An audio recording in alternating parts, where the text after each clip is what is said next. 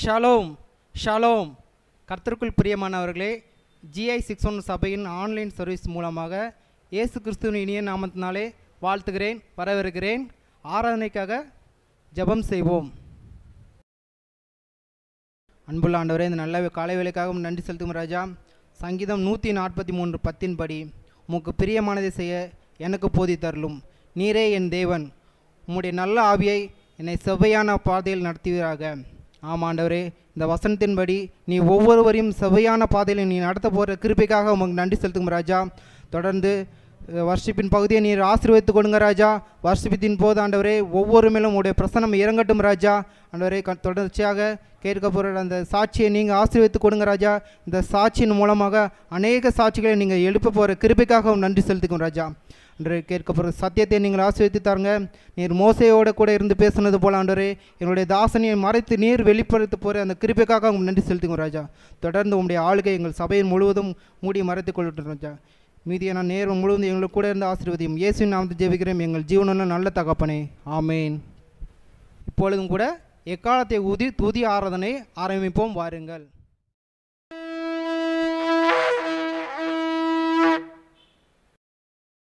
Hear, O Israel, the Lord our God is one Lord. Thou shalt love the Lord thy God with thy whole heart and with thy whole soul and with thy whole strength. Hallelujah. Shema Israel, Adonai Elohinu, Adonai Echad, Ve'ahavta et Adonai Eloheka, Behekol levavka, overkol nafshika, overkol meodeka. இஸ்ரவேலே கேள், நம்முடைய தேவனாகிய கர்த்தர் ஒருவரே கர்த்தர். நீ உன் தேவனாகிய கர்த்தரிடத்தில் உன் முழு இருதயத்தோடும் உன் முழு ஆத்துமாவோடும் உன் முழு பலத்தோடும் அன்பு கூறுவாயாக. Hallelujah. Hallelujah.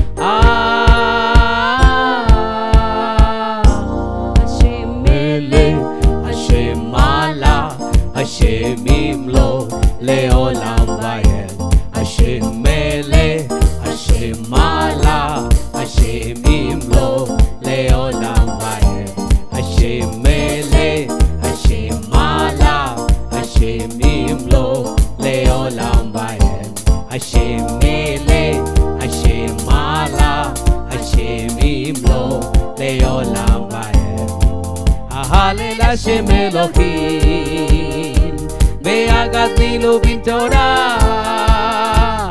Halel Hashem Elohim ve'agadilu b'torah. Yudhe ve'vav ve'he Hashem Elohinu Hashem Ikar. Yudhe ve'vav ve'he Hashem Elohinu Hashem Ikar. Hashem Ele, Hashem Ala, Hashem Imlo, Leolam Vayem. Hashem Ele, Hashem Ala, Hashem Imlo, Leolam Vayem. Hashem Ele, Hashem Ala, Hashem Imlo, Leolam Vayem. Shadala bakada rabada labada ribada nakadana labedi shirebe. Hashem Ele, தேவன் ராஜாவாக இருந்தார். Hashem Mala, தேவன் ராஜாவாக இருக்கிறார். Hashem Imlo, தேவன் ராஜாவாக இருக்க போகிறார். Sharabadala rabakada nabale bedele bedele biri biri biri biri biri.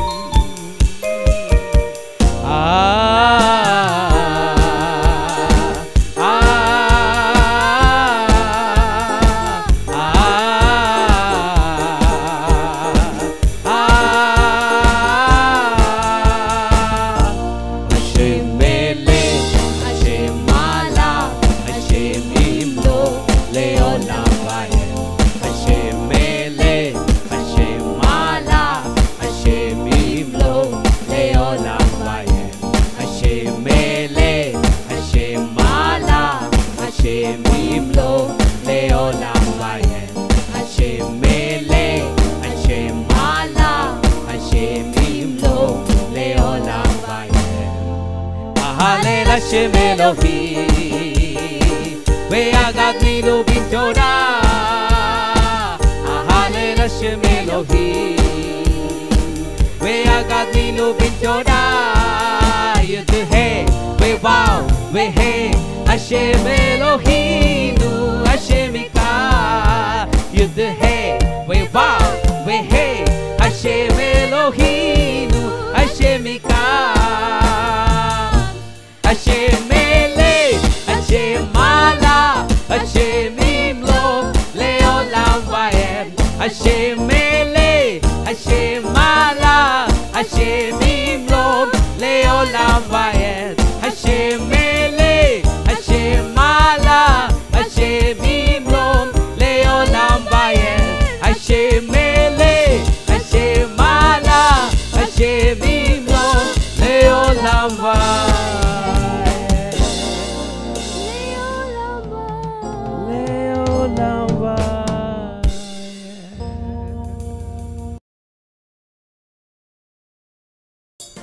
இதுவரையும் நம்ம ஆண்டவரை துதிச்சோம். இப்பொழுதும் நாம் தேவனை ஆராதிக்க போகிறோம். தேவ ஜனமே, வெளிப்படுத்தல் 15:4 இப்படியாக சொல்கிறது, கர்த்தாவே, யார் உமக்கு பயப்படாமலும் உமது நாமத்தை மகிமைப்படுத்தாமலும் இருக்கலாம்? தேவரீர் ஒருவரே பரிசுத்தர். எல்லா சாதிகளும் வந்து உமக்கு முன்பாக தொழுது கொள்வார்கள். உம்முடைய நீதியான செயல்கள் வெளியரங்கமாயின என்றார்கள். நம்முடைய தேவன் பரிசுத்தம் உள்ள தேவன்.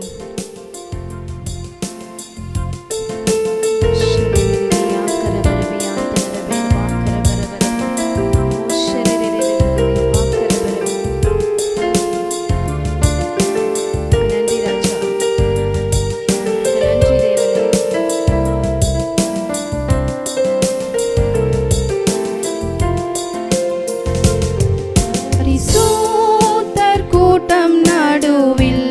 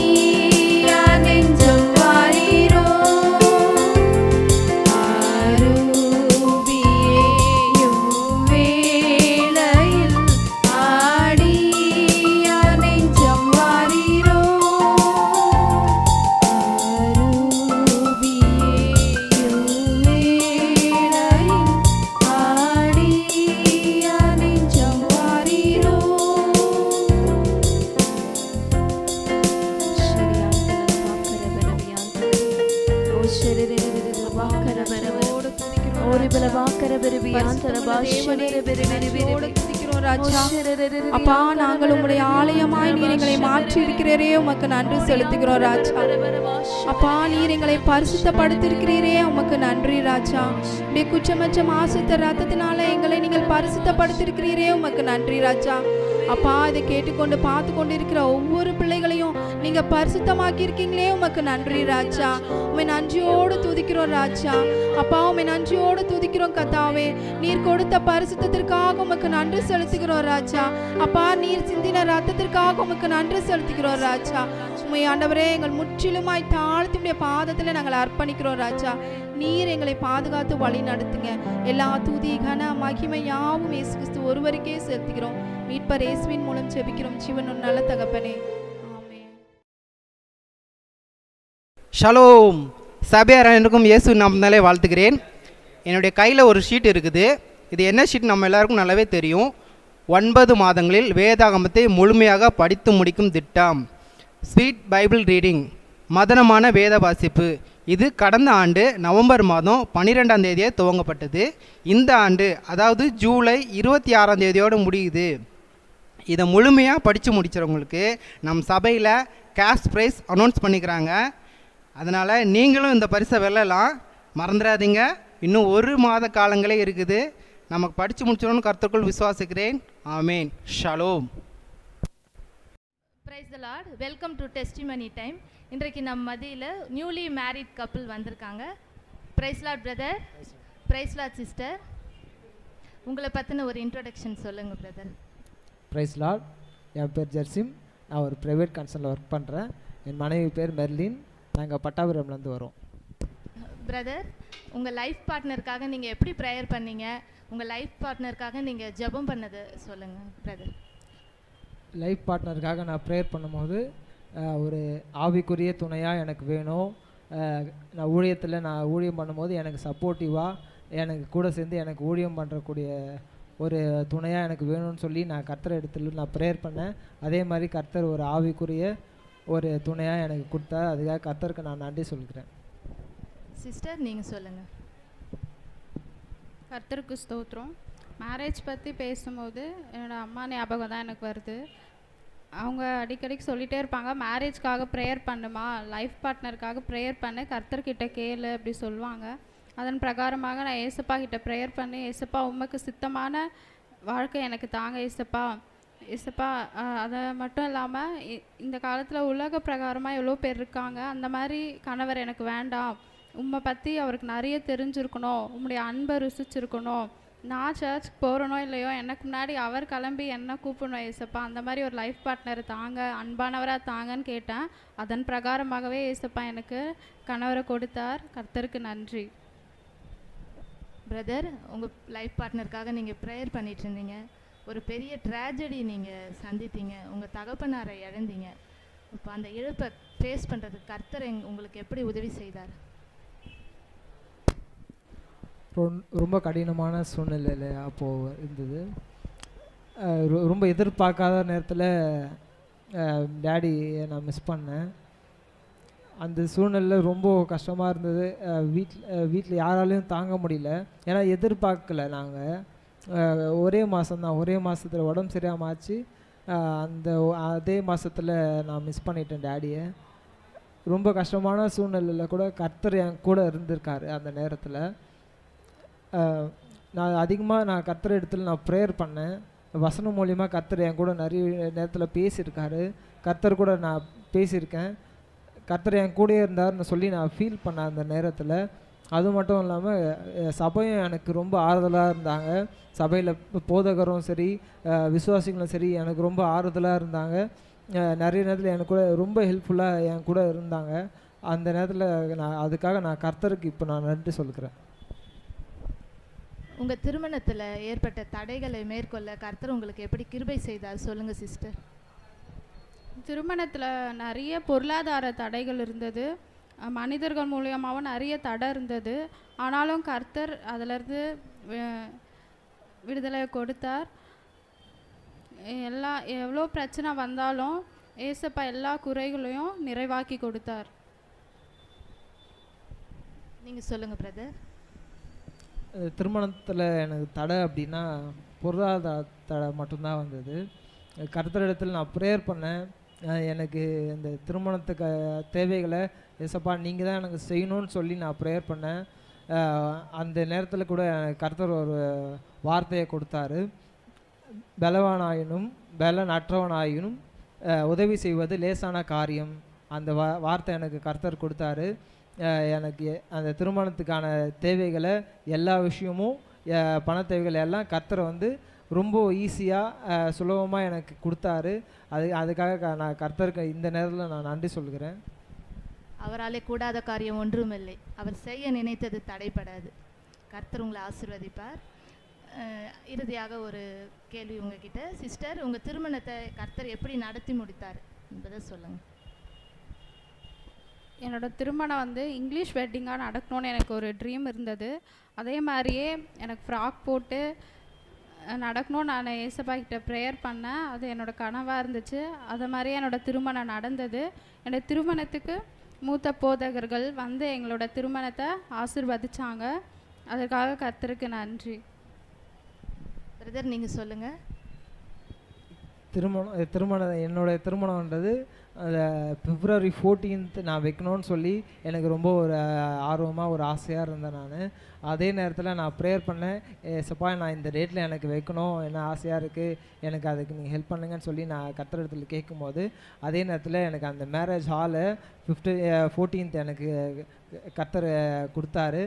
அதுவும் இல்லாமல் அந்த டேட்டில் வைக்கணும்னு சொல்லி ஆசைப்பட்டு அதே டேட்டில் எனக்கு திருமணம் நடந்தது. அது மட்டும் இல்லாமல் எனக்கு இந்த GA611 சபையில் முதல் மேரேஜ் வந்து எனக்கு நடந்தது. அதுக்காக நான் நன்றி சொல்லுகிறேன். அது ரொம்ப ஆசீர்வாதமாக இருந்தது. திருமண காரியத்தில் எல்லா தடையாக இருந்தாலும் எல்லா தடைகளும் கர்த்தர் உடைத்து ரொம்ப நல்லா நடத்தி கொடுத்தார். அந்த திருமணத்தை ஆரம்பம் அற்பமானாலும் முடிவு சம்பூர்ணமாக இருக்கும். அந்த வார்த்தையின்படி ஆரம்பம் அற்பமானாலும் முடிவு வந்து ரொம்ப அருமையாக இருந்தது. திருமணம் வந்து ரொம்ப சிறப்பாக நடந்தது. அதுக்காக நான் கர்த்தருக்கு நன்றி சொல்கிறேன். நீங்கள் சொன்ன சாட்சி அநேக பேருக்கு மோட்டிவேட்டிங்காகவும் ரோல் மாடலாகவும் இருந்துச்சு. கர்த்தர் தாமே உங்கள் சாட்சியை ஆசீர்வதிப்பாராக. தேவனுடைய வசனம் இப்படியாக சொல்லுகிறது, மனிதன் தனிமையாக இருப்பது நல்லதல்ல, ஏற்ற துணையை உண்டாக்குவேன். அப்படியாக அதே மாதிரி உங்கள் திருமணத்தை கர்த்தர் நடத்தி வைத்ததுக்காக நான் நன்றி செலுத்துகிறேன். கர்த்தர் தாமே உங்கள் சாட்சியை ஆசீர்வதிப்பாராக. ஷாலோம். ஷாலோம். சபை விசுவாசிகள் ஒவ்வொருவருக்கும் ஆண்டவராகிய இயேசு கிறிஸ்துவின் நாமத்தினாலே நான் வாழ்த்துதல்களை தெரிவித்துக் கொள்கிறேன். கர்த்தர் உங்களை ஆசீர்வதிப்பாராக, உங்களை கோடா கோடியாய் பெருகை செய்வாராக. வரப்போற நாட்கள் உங்களை கொண்டு பெருங்காரியங்கள் கர்த்தர் செய்வாராக. இன்றைய செய்திக்கு போவதற்கு முன்பதாக நாம் கண்களை மூடி ஜெபிப்போம்.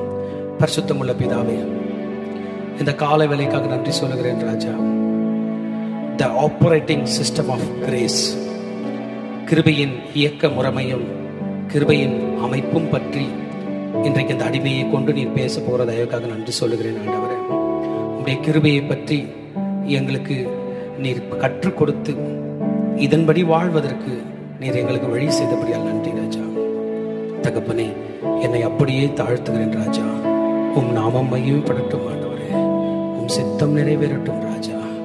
என்னுடைய சுயம் அல்ல, உம்முடைய வார்த்தைகள் வரட்டும் அப்பா. உம்மை கனப்படுத்துகிறதாக, உம் நாமத்தை உயர்த்துகிறதாக இந்த செய்தியும் இந்த பாடலும் இருக்க நீர் வழி செய்யும். என்னை தாழ்த்துகிறேன். கேட்கிற மக்களுக்கு இது ஆசீர்வாதமாக இருக்க உதவி செய்யும். இயேசுவின் நாமத்தில் இந்த ஜெபங்களை ஏறெடுக்கிறோம் நல்ல பிதாவே, ஆமென். தேவஜனமே, இன்றைய செய்தியினுடைய தலைப்பு The Operating System of Grace, கிருபையின் இயக்க முறைமையும் கிருபையின் அமைப்பும் பற்றி படிக்க போகிறோம். இதற்காக நான் தியானித்துக் கொண்டிருக்கும் போது மத்தேயு சுவிசேஷம் 20ஆம் அதிகாரத்தை தியானித்துக் கொண்டிருந்தேன். இந்த வாரம் நம்முடைய சபையில் மார்னிங் டிவோஷன்ல மேத்யூ சாப்டர் தான் படிச்சுட்டு இருக்கிறோம். அப்பொழுது இந்த 20ஆம் அதிகாரத்துக்கிட்ட வரும்பொழுது ஜீசஸ் கிரைஸ்ட் ஒரு ஸ்டேட்மெண்ட் கோட் பண்ணுவார். நியாயமானபடி கூலி பெற்றுக்கொள்வீர்கள். You will receive whatever is right. நியாயமானபடி என்றால் என்ன? What is called as right? இந்த நியாயம் என்றால் என்ன என்பதை பற்றி நான் தியானித்துக் கொண்டிருக்கும் போது கர்த்தர் எனக்கு இந்த செய்தியை கொடுத்தார். இந்த செய்தியை பகிர்வதற்கு முன்பதாக நான் ஒரு பாடல் பாடி கர்த்தருடைய நாமத்தை மையப்படுத்த வேண்டும் என்று வாஞ்சிக்கிறேன்.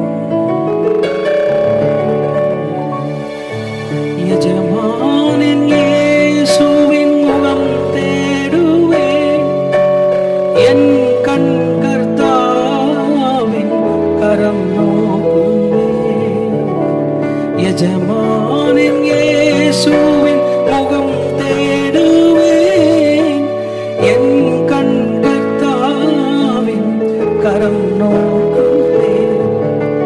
எனக்கு ஒத்தாசை அவரால் கிடைக்கும், என்னை அழைத்தார் அவர் சேவைக்கே. எனக்கு ஒத்தாசை அவரால் கிடைக்கும், என்னை அழைத்தார் அவர் சேவைக்கே.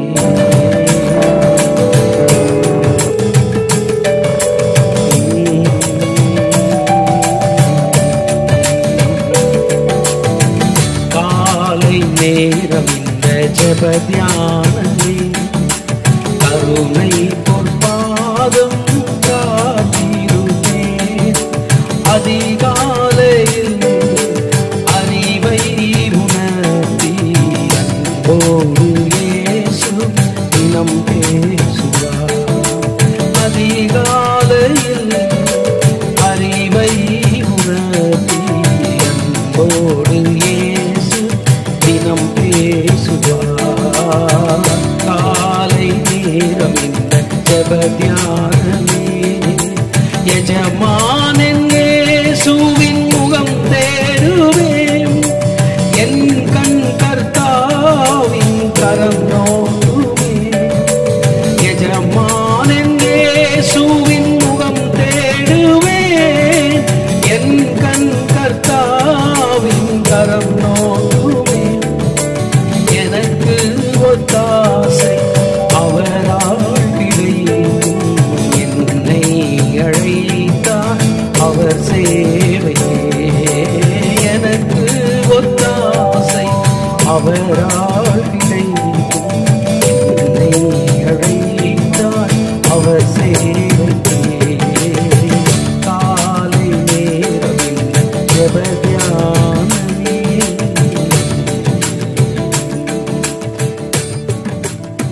தேவஜனமே, the operating system of grace, கிருபையின் இயக்க முறையும் கிருபையின் அமைப்பும்.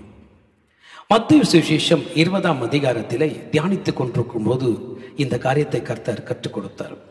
இந்த 20ஆம் அதிகாரம் இப்படியாய் பேசுகிறது. தூங்கும் பொழுதே ஜீசஸ் கிரைஸ்ட் இப்படியாய் கோட் பண்ணுகிறார். பரலோக ராஜ்யம் வீட்டு எஜமானாகிய ஒரு மனுஷனுக்கு ஒப்பாயிருக்கிறது என்று. கிங்டம் ஆஃப் ஹெவன், பரலோக ராஜ்யத்தை ஒரு பணக்கார வீட்டெஜமானுக்கு ஒப்பிட்டு பேசுகிறார். இதை ஒப்பிட்டு பேசும்பொழுது பாருங்க தேவஜனமே, நான் உங்களுக்கு இதை ஒரு கதையை போல விளக்குகிறேன். இந்த வீட்டெஜமானாகிய மனுஷன், அவன் ஒரு ரிச் மேன். அவன் கையில நிறைய சொத்து ஆஸ்தி எல்லாம் இருந்தது. ஒரு பெரிய திராட்சை தோட்டம் அவனுக்கு இருந்தது.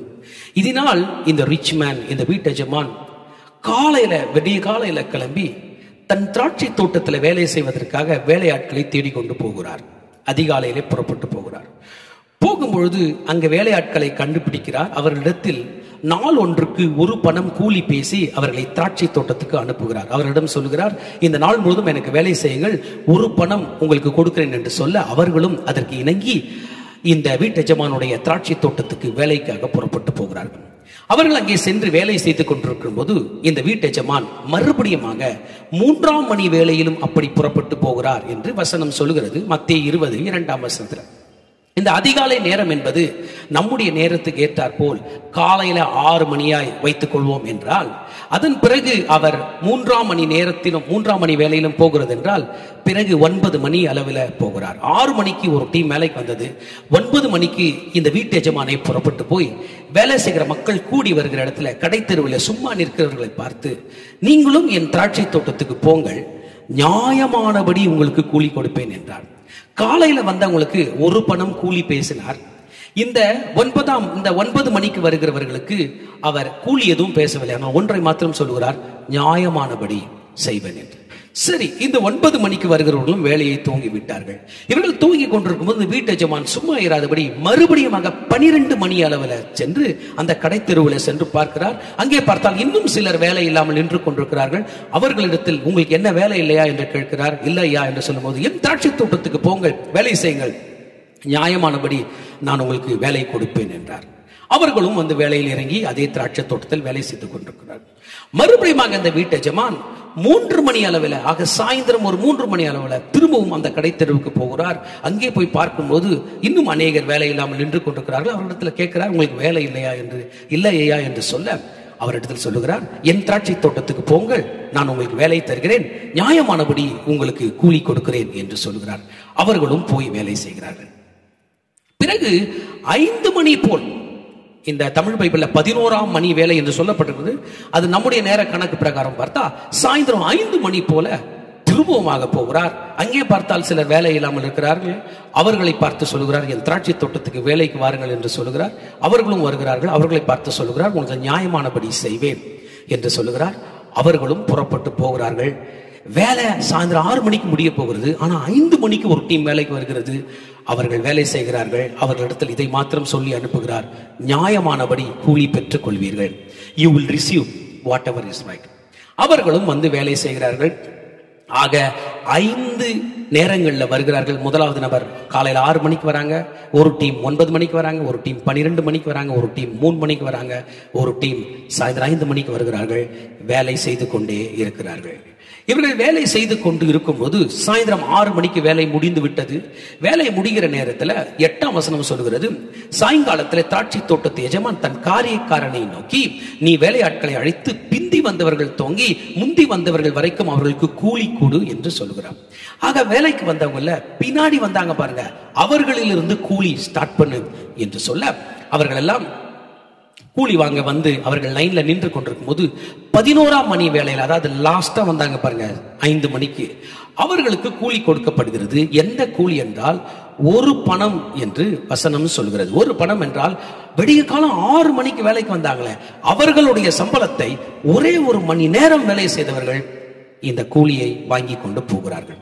சரி, இந்த கூலி வாங்கி கொண்டு போய் கொண்டிருக்கும் பொழுது பின்பதாக நின்று கொண்டிருந்த மக்கள், காலையில வந்த மக்களுக்கு ஒரு எண்ணம், இப்ப வந்தவனுக்கே ஒரு பணம் தராருனா நமக்கு ஒரு வேலை எக்ஸ்ட்ரா தருவாரோ, நிறைய தருவாரோ என்கிற எண்ணத்துடன் ஆசையுடன் நின்று கொண்டிருக்கிறார்கள். ஆனால் அவர்களுடைய டர்ன் வரும்போது, அவங்க சம்பளம் வாங்க வரும்போது அவர்களுக்கும் அந்த ஒரே பணம் தான் கிடைக்கிறது.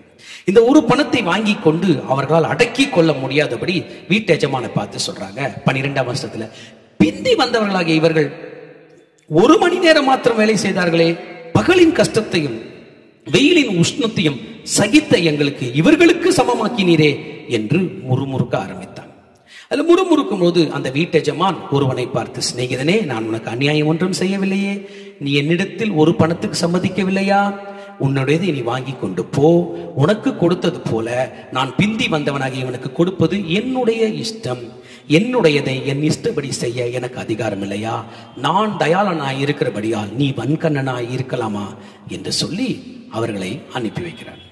தேவஜனமே, இதை படிக்கும்போது எனக்கு ஒரு காரியம் புலன்படுகிறது. என்னென்றால், the law of human beings versus the grace of God, the operating system of the grace of God.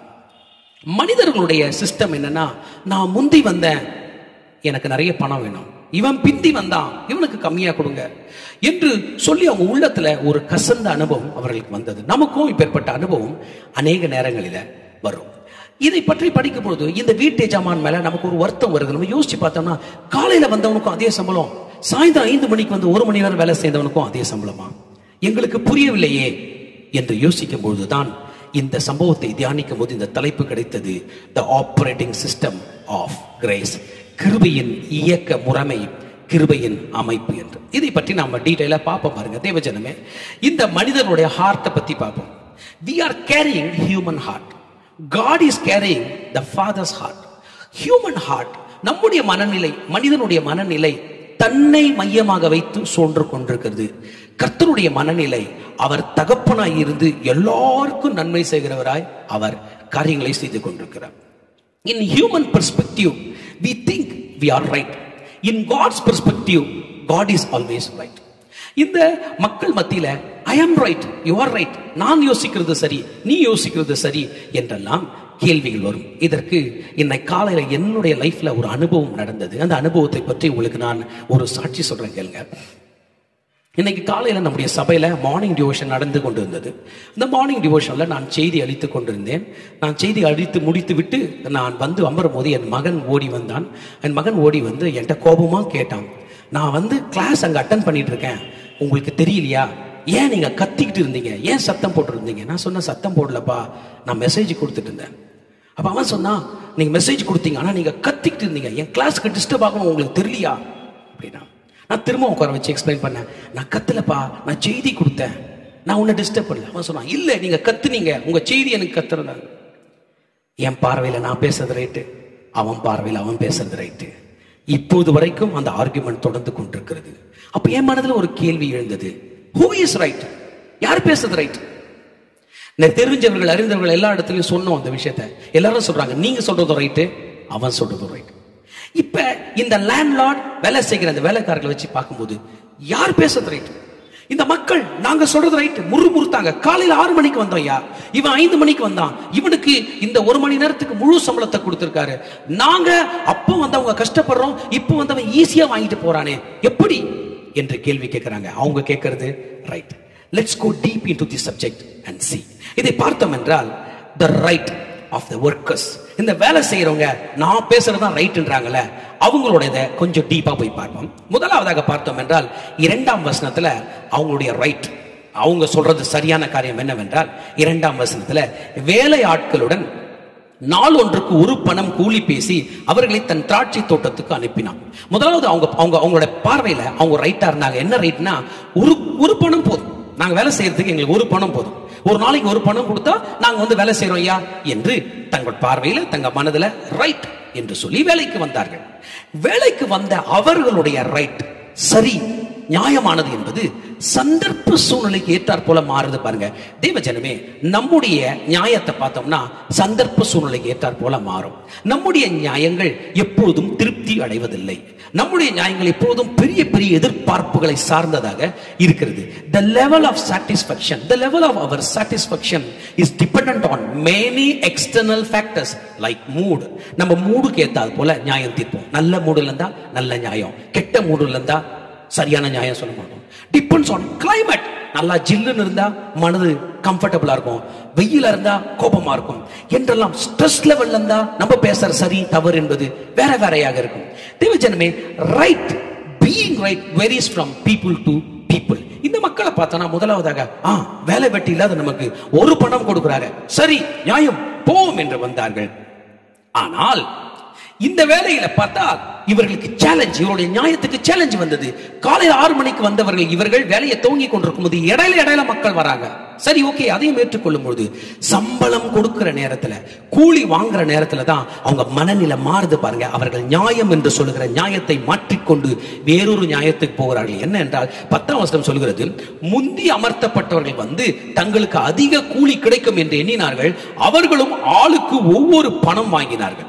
அப்ப 5 மணிக்கு வந்தவங்க 1 பணம் வாங்கும்போது முந்தி வந்தவங்க நமக்கு நிறைய சம்பளம் கொடுப்பார் போல என்று தன் நியாயத்தை மாற்றிக்கொண்டார்கள். ஆக அவங்க மனது சொல்லுது, உனக்கு 1 பணத்துக்கு மேல சம்பளம் வேண்டும் என்று.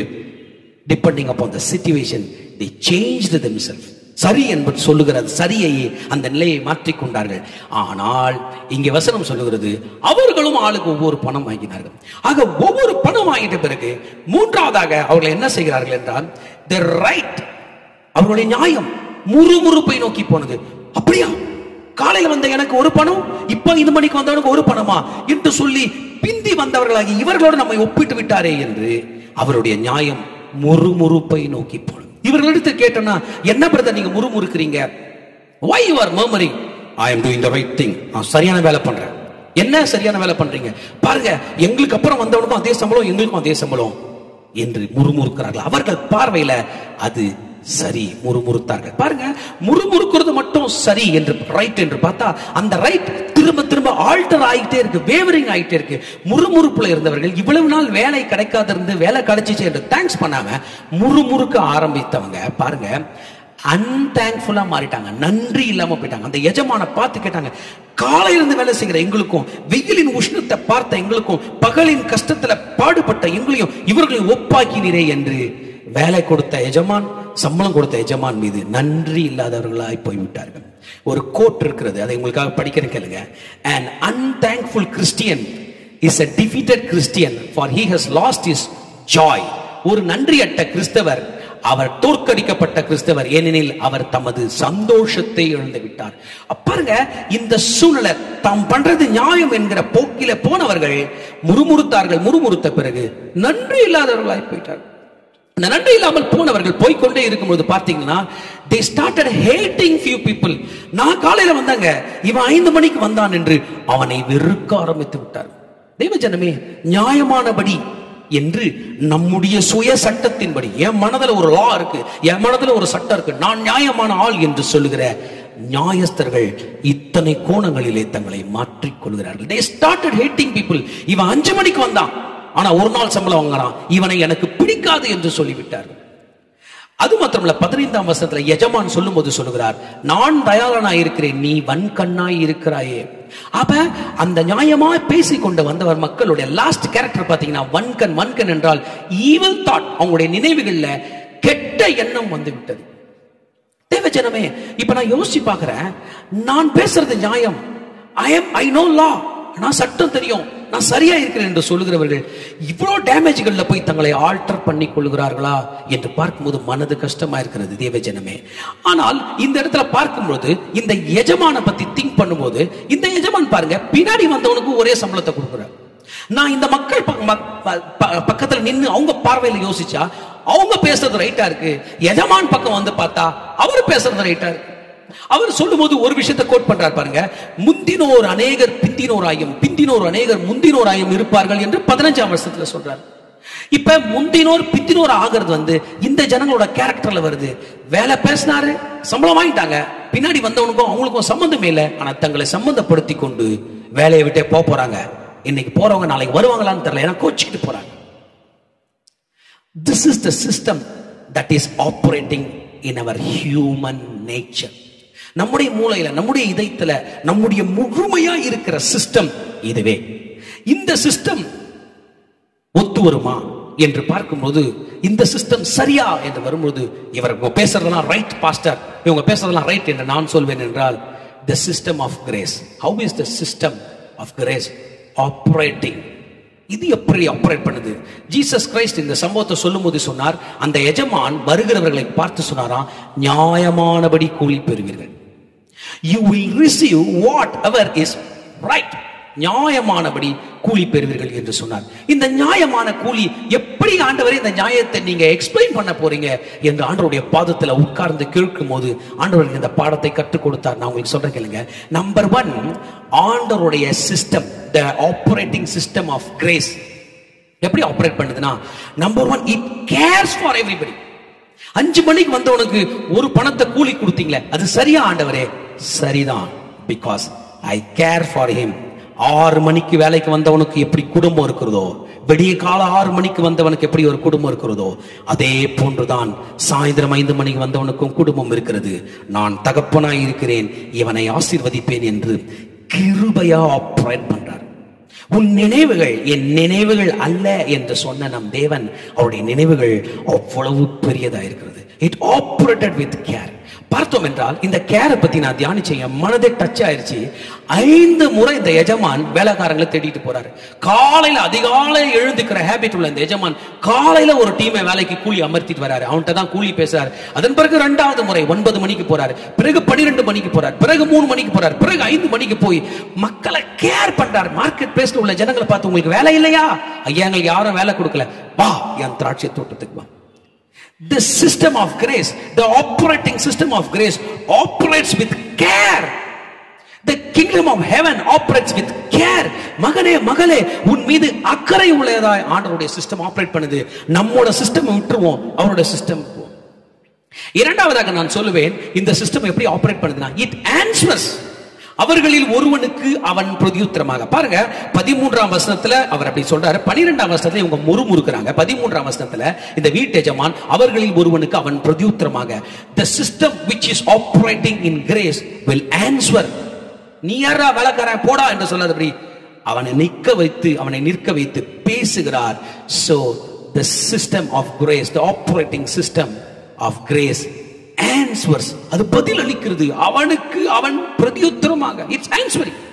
Third பாருங்க, the system of graceல it still loves.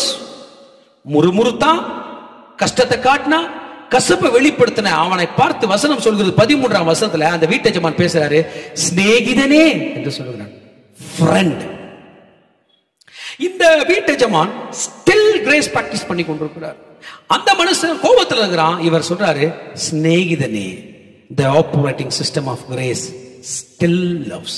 It operates with love. சிநேகிதனே என்று சொல்கிறார். அது மாத்திரமல்ல, சிநேகிதனே என்று சொல்லி விட்டு, நான் உனக்கு அநியாயம் செய்யவில்லையே. 13th verse உடைய continuation. I did just. I will be just full with you.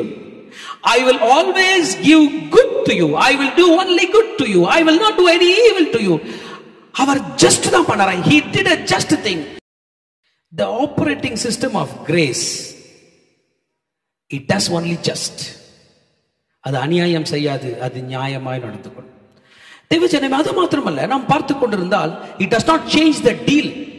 காலையில உன்னை ஒரு பணத்துக்கு நான் கூப்பிட்டேன், நீ வந்த, நீ சம்மதிச்ச, நான் மாற்றிக்கொள்ளவில்லையே, நீ சம்மதிக்கவில்லையா? 13ஆம் வருஷத்துல அவர் கேட்கிறாரு, நீ என்னிடத்தில் ஒரு பணத்துக்கு சம்மதிக்கவில்லையா?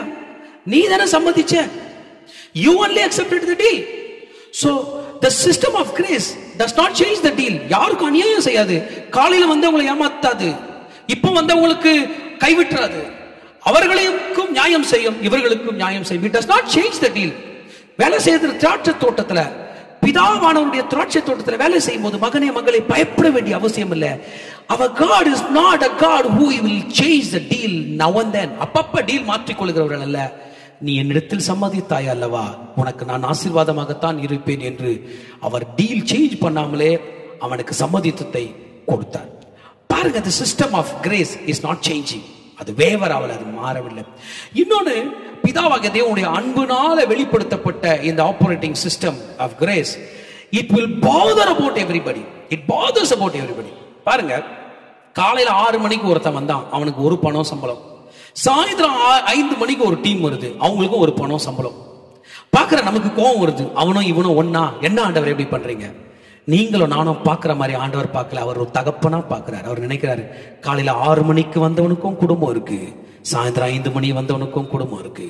நான் அவனுக்கு ஆசீர்வாதமாய் தான் இருப்பேனே தவிர அவனுடைய பலனை பார்த்து, அவனுடைய வேலையை பார்த்து கொடுக்கிறவர் அல்ல.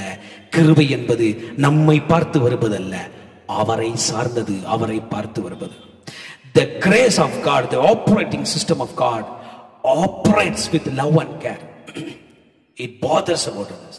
எல்லாருக்காகவும் பூமியில 600 கோடி பேர் வாழ்ந்து கொண்டிருக்கிறார்கள்.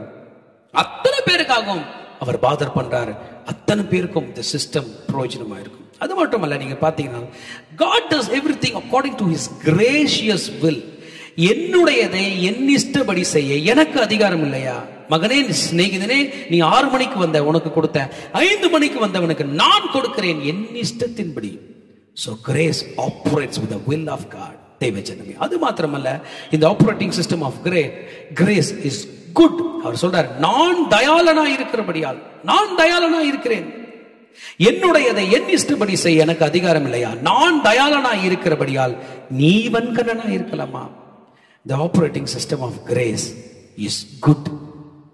இவனையும் கைவிட்டு விடாது, இவனையும் கைவிட்டு விடாது. பூமியில ஒருவனையும் கைவிடாதபடி வாழ்வதற்காகத்தான் இந்த சிஸ்டமாக, இந்த சிஸ்டத்தை பிதாவாகிய தேவன் நமக்கு கொடுத்தார். பிறகு பாருங்க, this operating system of grace gives chance to the last comer, to the late comer. கைவிடப்பட்டவர்களுக்கு கூட ஒரு வாய்ப்பு. 16ஆம் வசனம் சொல்லுகிறது, பிந்தினோர் முந்தினோராயும். தேவன் ஜீசஸ் கிரைஸ்ட் மூலமாக எக்ஸ்பிளைன் பண்றார். இவ்விதமாக பிந்தினோர் முந்தினோராயும், முந்தினோர் பிந்தினோராயும் இருப்பார்கள். அழைக்கப்பட்டவர் அநேகர், தெரிந்து கொள்ளப்பட்டவர்கள் ஒரு சிலர். ஆண்டவரே, நான் பிந்தி வந்துட்டேன், ஆண்டவரே எனக்கு ஒரு வாய்ப்பு கிடைக்குமா? Yes, you have got chance. The operating system of grace gives chance to people. தேவஜனமே, இவ்வளவு நேரம் இந்த செய்தியை நம்ம கேட்டோம். நமக்கு தெரிஞ்சிச்சு, காலையில வேலைக்கு வந்தவன் கைவிடப்பட்ட மாதிரி தான் நியாயத்தை எக்ஸ்பிளைன் பண்ணான். ஆனா ஆண்டவர், நான் யாரையும் கைவிடவில்லை என்று தன் கிருபையை பற்றி விளக்கினார். Question. Let's conclude with a question. ஒரு question. இப்ப எல்லாம் சம்பளம் வாங்கிட்டு போயிட்டாங்க. காலையில 6 மணிக்கு ஒரு டீம் வந்துச்சுல, பகலெல்லாம் வேலை செய்து ஒரு பணம் வாங்கிட்டு போச்சு. நாளைக்கு அவங்க வேலைக்கு வருவாங்களா? இன்னைக்கு மார்னிங் டிவோஷன்ல நான் அந்த கேள்வி கேட்கும் போது சபை விசுவாசிகள் சிலர் சொன்னாங்க, சத்தியமா வர மாட்டாங்க. ஏன்? அவன் கோச்சிட்டு இருக்கிறாங்க. காலையில வந்தவனுக்கும் 1 மணி நேரம் வேலை செஞ்சுக்க ஒரே சம்பளம் கொடுத்திருக்காரு. எப்படியா? காலையில 6 மணிக்கு வந்தா அவனுக்கும் அதே சம்பளம், 9 மணிக்கு வந்தாலும் அதே சம்பளம், 12 மணிக்கு வந்தாலும் ஒரே சம்பளம், 3 மணிக்கு வந்தாலும் ஒரே சம்பளம், முடிகிற நேரத்தில் 1 மணி நேரம் முன்னாடி 5 மணிக்கு வந்தா அவனுக்கு ஒரே சம்பளமா? காலையில வந்தவன் கோச்சிட்டு போயிடுவாங்க. கோச்சிட்டு போகாம வந்தான்னா அவன் ஆபரேட்டிங் சிஸ்டம் ஆஃப் கிரேஸ்குள்ள வரலாம். உனக்கும் அவர் நல்லவரா இருப்பாரு, மற்றவருக்கும் நல்லவரா இருப்பாரு. கோபித்து கொண்டு போய்விட்டான் என்றால் அவன் தாராள குணம் உள்ளவன் அல்ல. கொஸ்டின் நம்பர் 2, இன்னைக்கு ஒரு டீம் சாயந்தரம் 5 மணிக்கு வந்து 1 மணி நேரம் மட்டுமே வேலை செய்து 6 மணிக்கு சம்பளம் வாங்கிட்டு போயிருக்கு. இவர்களை பத்தி பேசுவோம். இவங்க என்ன நினைப்பாங்க? அப்பா ரொம்ப லக்கு, ஃபுல் சம்பளம் வாங்கிட்டோம், நாளைக்கு என்ன பண்ணலாம், காலையிலே வந்து ஐயா ஹெல்ப் பண்ணலாம் அப்படின்னு ஒரு டீம் நினைக்கும். இல்ல சிலர் நினைப்பாங்க சாயந்தரம் 5 மணிக்கு வந்தா கூட ஃபுல் சம்பளம் தராருப்பா, 5 மணிக்கு வரலாம்னு நினைக்கும். ஆபரேட்டிங் சிஸ்டம் ஆஃப் கிரேஸ் கொடுக்குமா? கொடுக்கும். பாடமும் கற்றுக் கொடுக்கும். சரி, இந்த 5 மணிக்கு வந்தவங்கல்ல தன்னை மாற்றிக்கிட்டு நான் ஆண்டவருக்கு கீழ்ப்படிவேன்னு அடுத்த நாள் காலையிலே 6 மணிக்கு வந்துட்டாங்கன்னு வச்சுங்களேன், குட். இந்த வீட்டை ஜமான் திரும்பவும் நேத்து மாதிரி இன்னைக்கும் பண்றாரு. கிளம்பி போய் 9 மணிக்கு ஒரு டீமை கூப்பிட்டாரு, 12 மணிக்கு ஒரு டீமை கூப்பிட்டாரு, திரும்பி 3 மணிக்கு ஒரு டீமை, 5 மணிக்கு ஒரு டீமை கூப்பிட்டாந்தா. நேத்தைக்கு கிரேஸ பெற்றுக்கிட்ட மனுஷன் தான் இன்னைக்கு சட்டத்தை பேச போறான். நான் 6 மணிக்கு வந்தனே காலையில, இவர் எப்ப பார்த்தாலும் இதான் பண்ணுவார் என்று சொல்லி அவனும் கோபித்துக் கொண்டு போவான். தேவஜனமே, our human mind cannot perceive the intelligence of God, the grace of God. Our law, நமக்குள்ள ஒரு சட்டம் வச்சிட்டு நம்ம கரெக்ட்டா பேசுறோமே, இந்த சட்டம் அவருடைய கிருபையை புரிந்து கொள்வதே இல்லை, அறிந்து கொள்வதே இல்லை. மகனே மகளே, human beings will never get satisfied. Their satisfaction changes now and then. அப்பப்ப மாத்திக்கும். அவருடைய நியாயங்கள் அப்பப்ப மாறிக்கொள்ளும். Grace is something we all need. கிருபை என்பது நம்ம எல்லாருக்கும் தேவை.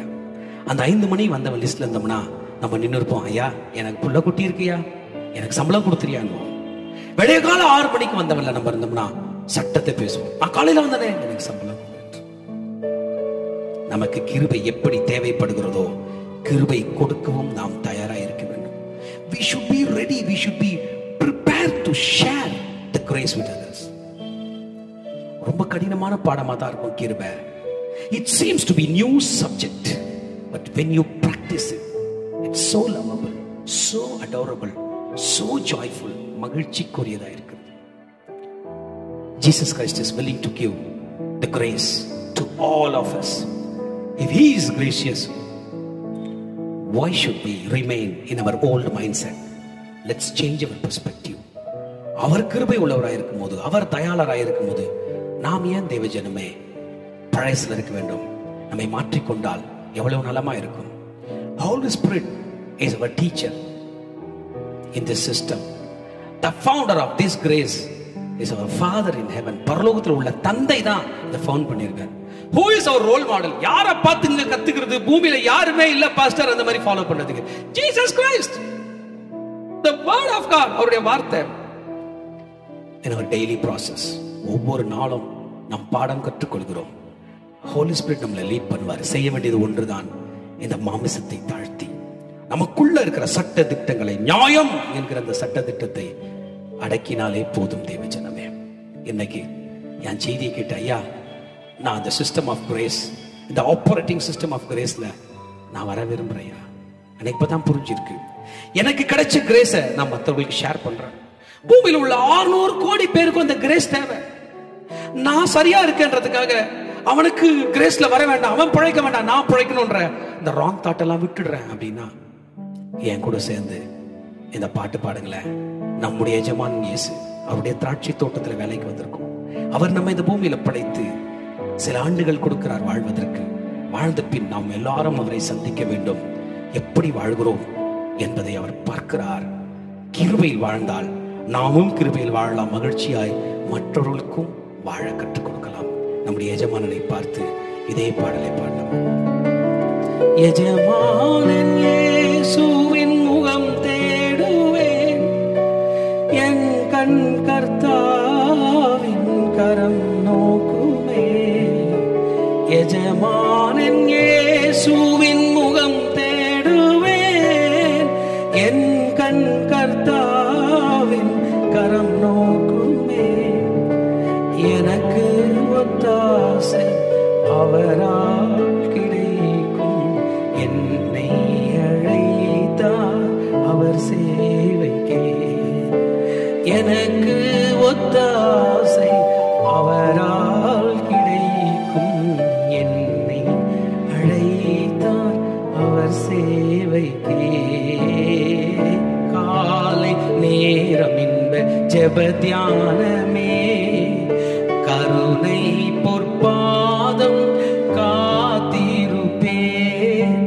அதிகாலையில் அறிவை உணர்த்தி அன்போடு இயேசு இதம் பேசுவார். அதிகாலையில் அறிவை உணர்த்தி அன்போடு இயேசு இதம் பேசுவார். காலை நேரம் ஜெப தியானமே, எஜமானன் இயேசுவின் முகம் தேடுவேன். பாடலாமா? எஜமானன் இயேசுவின் முகம் தேடுவேன். திரும்ப சொல்லலாம். எஜமானன் இயேசுவின் முகம் தேடுவேன், என் கண் கர்த்தாவின் கரம் நோக்குவேன். என் கண் கர்த்தாவின் கரம் நோக்குவேன். எனக்கு ஒத்தாசை அவரால் கிடைக்கும், என்னை அழைத்தார் அவர் சேவைக்கே. எனக்கு ஒத்தாசை அவரால் கிடைக்கும், என்னை அழைத்தார் அவர் சேவைக்கே. காலை நேரம் ஜெப தியானமே.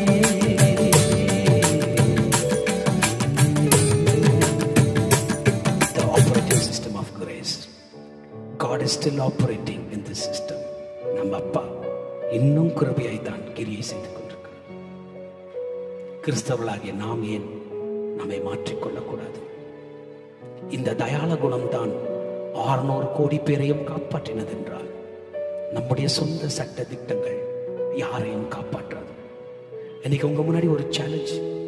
நான் விட்டுடுறேன் பாஸ்டர், நான் வணங்குறேன், எனக்கு உயிரா இருக்கிற என் இயேசுவே கிருபையின் சட்டத்தில் இருக்கிறார் என்றால், நான் அதுல போய் யாரையும் குறை கூறிக்கிட்டு, யாரோட கம்பேர் பண்ணிட்டு, முறுமுறுத்துட்டு, அந்த முறுமுறுப்புனால அன்தேங்க்ஃபுல் ஆகி நன்றி இல்லாம போய் என் சமாதானத்தை இழந்து நிம்மதி இல்லாம போகல.